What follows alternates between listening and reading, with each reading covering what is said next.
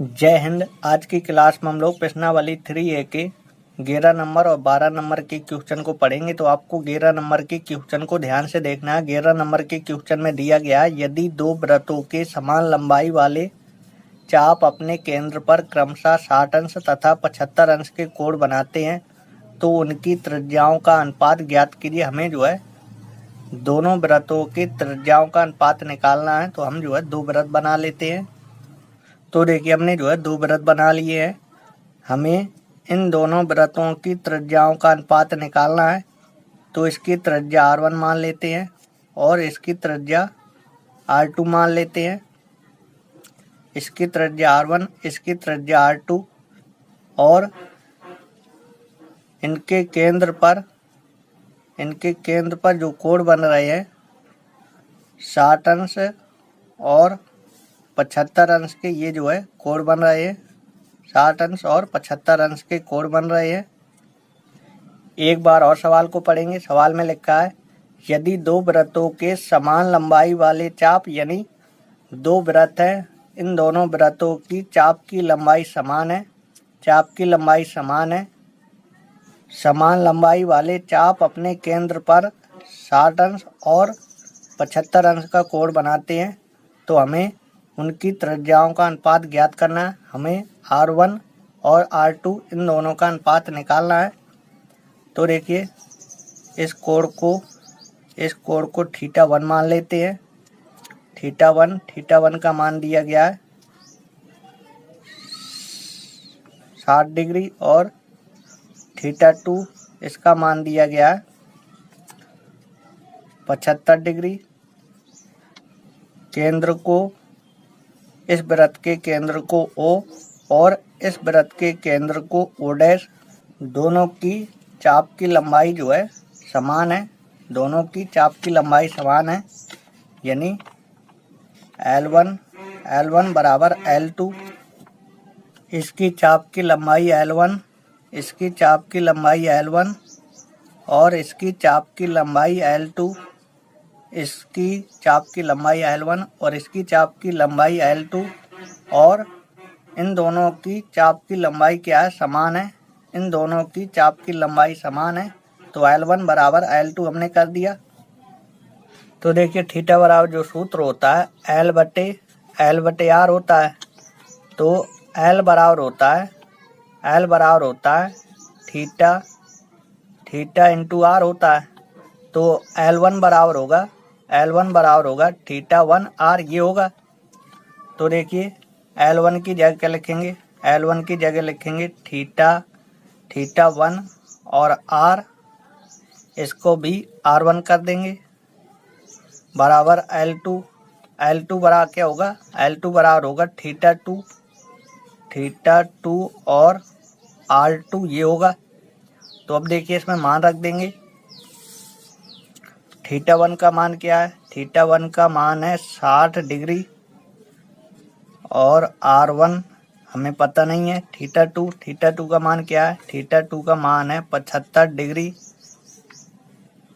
गुणे R2। अब देखिए R1 R2 को इस साइड ले आएंगे तो इसके बटे में लिखेंगे बराबर 75 डिग्री बटे, ये 60 जाएगा इसके बटे में, 15 से काट देंगे, 15 पना 75, 15 चौको 60। तो R1 बटे R2 बराबर क्या होगा? 5/4 होगा। तो R1 और R2 का अनुपात, R1 और R2 का अनुपात क्या होगा? 5:4 होगा। हमें त्रिज्याओं का अनुपात निकालना था तो त्रिज्याओं का अनुपात क्या होगा? 5:4 होगा। तो आई होप ये सवाल आपको अच्छे से समझ में आया होगा। नेक्स्ट सवाल देखेंगे। 12वें नंबर के सवाल को देखेंगे। 12वें नंबर के सवाल में दिया गया 7.5 सेंटीमीटर त्रिज्या के वृत्त का इस वृत्त का वृत्तीय तार काटकर एक 120 सेंटीमीटर त्रिज्या के वृत्तीय पहिये की परिधि पर इस वृत्तीय पहिए की परिधि पर लपेटा जाता है। तार द्वारा पहिए के केंद्र पर बने कोण को ज्ञात कीजिए। तार द्वारा पहिए के केंद्र पर बने कोण को हमें ज्ञात करना है। तो इस सवाल को आपको ध्यान से समझना है। सवाल में एक वृत्त दिया गया है जिसकी त्रिज्या 7.5 सेंटीमीटर दी गई है और इस वृत्त का तार काटकर इस वृत्त के परिधि पर जो है लपेटा जाना है। इस वृत्त के परिधि पर लपेटा जाना है। तो हमें तार द्वारा केंद्र पर बने कोण को हमें ज्ञात करना है। तो देखिए, पहले हम इसकी परिधि निकाल लेते हैं। इसकी त्रिज्या को R1 मान लेते हैं। R1 का मान दिया गया है 7.5 सेंटीमीटर और इसकी त्रिज्या को R2 मान लेते हैं। R2 का मान दिया गया है 120 सेंटीमीटर। तो पहले हम इसकी परिधि निकाल लेते हैं।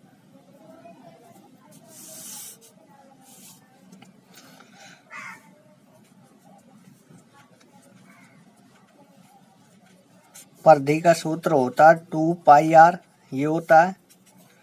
तो देखिए 2 गुणे पाई का मान रखना नहीं है हमें और इस वृत्त की हमें परिधि निकालना है। तो इसकी जो त्रिज्या है R1 है, तो R1 कर देंगे।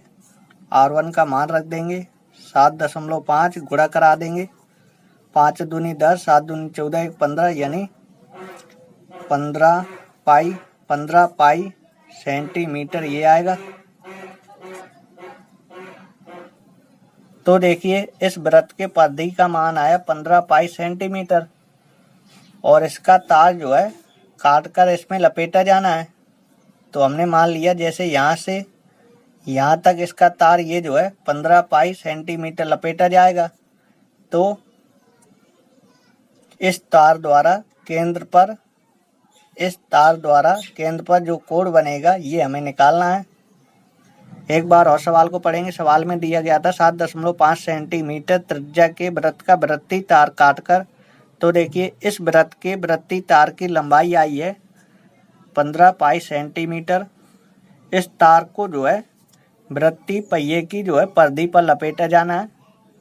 तो देखिए, जैसे हमने मान लिया कि इस तार को यहाँ से यहाँ तक जो है लपेटा जाएगा। इस तार को जो है यहाँ से यहाँ तक लपेटा जाएगा। इस तार द्वारा पहिए के केंद्र पर जो कोण बनेगा हमें जो है कोण निकालना है। तो देखिए, ये जो परिधि का मान है ये किसका मान है? ये जो है L का मान है। ये जो है L का मान है क्योंकि हमने इसकी परिधि निकाली है। इसकी परिधि आई है 15 पाई सेंटीमीटर और इसी को जो है वृत्तीय पहिए की जो है परिधि पर लपेटा जाना है। तो ये जो है चाप की लंबाई होगी। चाप की लंबाई यानी L का मान होगा। L का मान 15 पाई सेंटीमीटर। तो हमें कोण निकालना है। तो देखिए, थीटा बराबर सूत्र लगाएंगे। L बटे R ये सूत्र लगाएंगे। तो देखिए, थीटा बराबर L का मान है 15 पाई। R का मान जो है आपको ध्यान से रखना है। हमें जो है इसका कोण निकालना है। तो इसकी त्रिज्या है 120 सेंटीमीटर। इसे हमने R2 माना था। R2 का मान है 120 सेंटीमीटर और इसकी चाप की लंबाई है 15 पाई सेंटीमीटर। तो हमने चाप की लंबाई की जगह 15 पाई सेंटीमीटर रख दिया और R की जगह क्या रखेंगे? 120 रखेंगे। तो इसे जो R2 कर दें। R2 का मान है 120 और हमें इसका आंसर जो चाहिए, डिग्री में। तो डिग्री में चेंज करने के लिए 180 बटे पाई से जो है गुणा कर देते हैं, 180 बटे पाई से जो है गुणा कर देते हैं तो डिग्री में जो है बदल जाता है। तो देखिए पाई से पाई कैंसिल कर देना है, 0 से 0 कैंसिल हो जाएगा, 3 से काट देना, 3 पचे 15 और 3 पचे 15, 3 चौको 12, 3 चौको 12, 2 से और कट जाएगा, 2 दूनी 4, 2 नम 18। तो देखिए थीटा बराबर 9 गुणे 5, 9 पना 45, 45 बटे 2 डिग्री, ये जो है इसका आंसर आएगा। तो हमें जो है तार द्वारा केंद्र पर बना कोण ज्ञात करना था। तो हमने जो है तार द्वारा केंद्र पर बना कोण ज्ञात कर लिया। तार द्वारा केंद्र पर जो कोण बना है 45 बटे 2 डिग्री इतना बना है। तो देखिए इस सवाल को आपको जो है हल कैसे करना है। तो देखिए सवाल में ये दिया गया था कि एक वृत्त जो है 7.5 सेंटीमीटर का है और इसका तार काटकर जो है इस वृत्त के परिधि पर जो है लपेटा गया है। तो पहले इसकी तार की लंबाई निकाल लीजिए, यानी इसकी जो है परिधि निकाल लीजिए। परिधि आएगी 15 पाई सेंटीमीटर। इस तार को जो है इस वृत्त पर लपेटा जाना है, तो ये जो है चाप की लंबाई का मान होगा। जब इस वृत्त की चाप की लंबाई आ जाएगी और आर का मान हमें जो है पता है, एल और आर का मान पता है, तो थीटा का मान जो है निकल आएगा। थीटा बराबर सूत्र लगा देंगे एल बटे आर। तो इस वृत्त के लिए जो त्रिज्या है R2 है, तो R2 कर देना है, R2 कर देंगे, R2 की जगह मान रख देंगे। फिर आपको जो है सॉल्व कर लेना है, तो थीटा का मान जो है निकल आएगा। तो आई होप ये सवाल आपको अच्छे से समझ में आ गया होगा। इसी सवाल के साथ आज की क्लास समाप्त करते हैं। अगली क्लास में हम लोग 13 नंबर के क्वेश्चन से पढ़ेंगे। यदि आपको आज की क्लास पसंद आई हो तो वीडियो को लाइक कर दीजिएगा। यदि आप चैनल के ऊपर नए हैं तो चैनल को सब्सक्राइब कर लीजिएगा। मिलते हैं एक नई वीडियो के साथ, जब तक के लिए जय हिंद।